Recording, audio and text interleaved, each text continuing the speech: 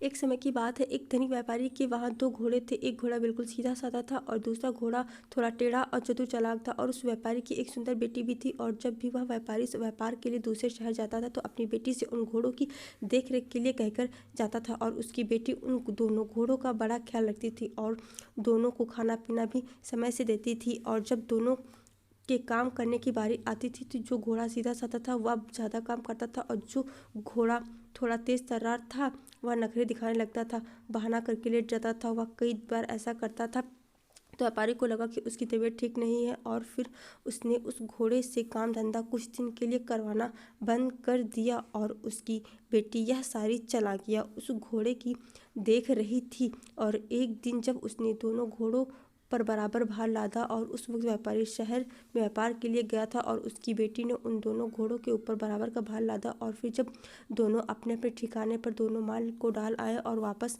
आते वक्त जो घोड़ा थोड़ा सीधा साधा था उसको लाने के लिए भार के लिए सामान दिया जाता है और वह बहुत थक जाता है और उसकी तबीयत भी ठीक नहीं थी, और तो वह बीच बीच में चलते वक्त खड़ा हो जा रहा था। और जो तेज़ तर्रार घोड़ा था वह देख रहा था। तो फिर उस सीधे साधे घोड़े ने कहा कि तुम मेरी मदद कर दो।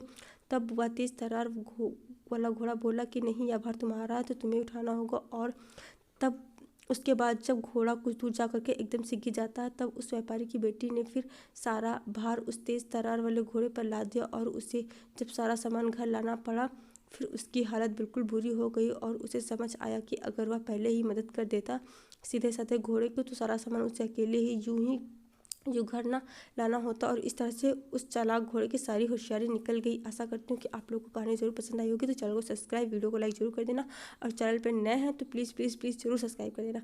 और हम लोग बहुत जल्द मिलेंगे ऐसी किसी कहानी के साथ अपने इसी चैनल पर। धन्यवाद, बहुत बहुत शुक्रिया, थैंक यू सो मच।